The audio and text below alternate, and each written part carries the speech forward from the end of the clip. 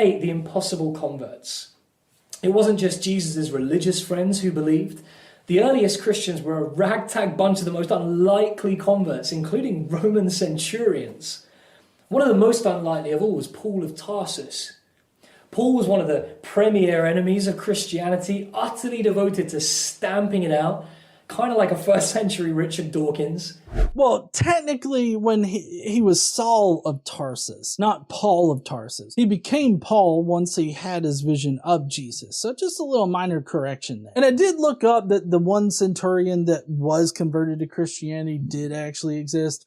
But just because somebody's convinced of a position doesn't mean that that position is true. And if you look at the early church fathers, not even they historically verified anything that happened. So it's very unlikely that anybody did any historical verification when they would have been able to do historical verification. So the fact that somebody converted to Christianity literally means nothing other than they're gullible fucks. But when he eventually met the risen Jesus himself, he gave up everything and became a lifelong missionary to Europe.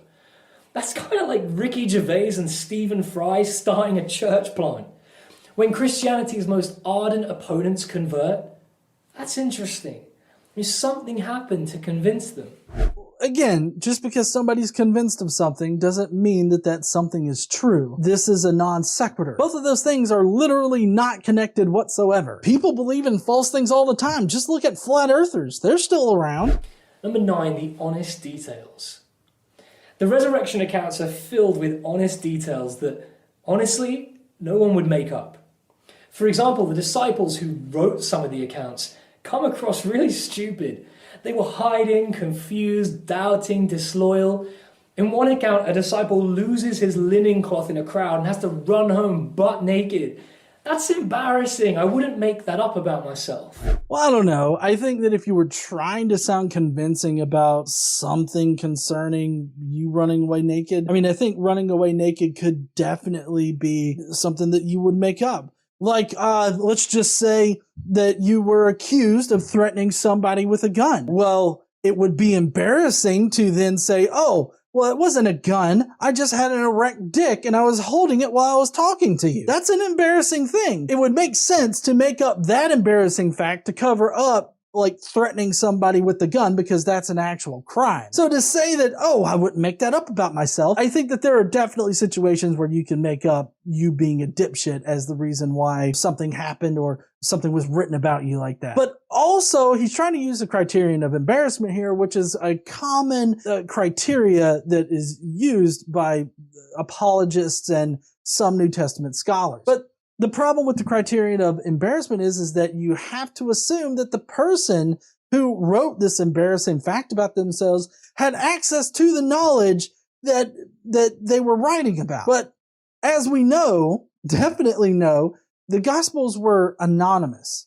So somebody writing something embarrassing about a person that lived prior to them and that was most likely dead, if even existed at all, is not really something that is interesting. That's totally plausible. So he's assuming that the people that wrote the Gospels were eyewitnesses and were writing about themselves running away butt naked, or other embarrassing facts like being dumb as fuck. Instead of accepting the fact that the disciples are representative of the 12 tribes of Israel, and the Gospels were wanting to represent them as bumblefucks, he goes the route of just saying, oh, they wouldn't have written this shit about themselves because it's embarrassing. It makes them look like dumbasses. Yeah, that's kind of the point. Moreover, this was a patriarchal society. We know from ancient texts that women's testimonies weren't accepted in court, and yet it's women that are the first to discover the empty tomb.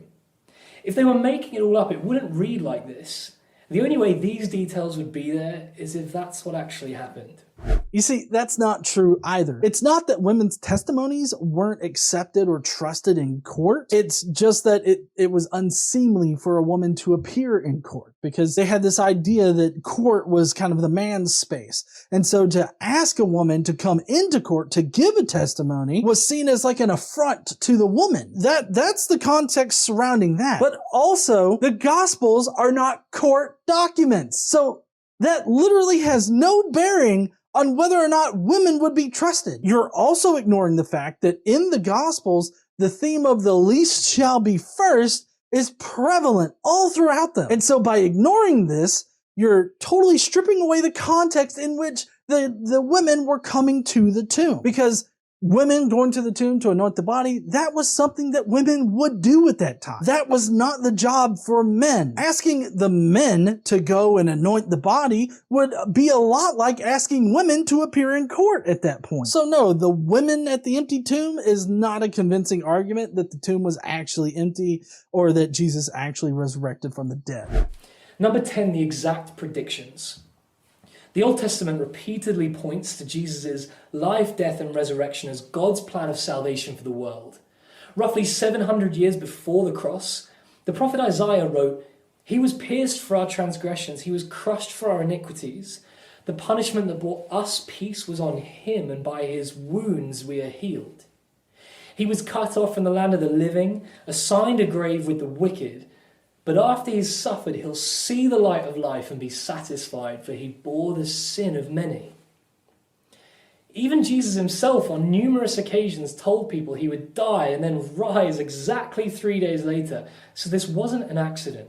Right, which kind of invalidates your point earlier about them being surprised by this. Of course, you could attribute this to them just being bumblefucks, because that's one of the themes in the Bible, but it really does invalidate your earlier assertion that they were all that surprised. Let's lay out the two propositions here. So basically, the two propositions are, A, Jesus was predicted, and this person, Jesus, fulfilled every single possible messianic prophecy that they could reinterpret from the Old Testament. He fulfilled every single one of them. Or these prophecies were written down, people reinterpreted these prophecies or reinterpreted these passages to be about the Messiah, and then they made shit up about the Messiah. Regardless of whether or not he existed on earth, they made shit up to fit all these prophecies. And no one Jesus in the New Testament fits all 353 prophecies. Mark's gospel fulfills some prophecies. Matthew's gospel fills other sets of prophecies. Luke's and John's, they all fulfill different sets of prophecies, but taken all together, they fulfill all of the prophecies supposedly about the Messiah in the Old Testament. So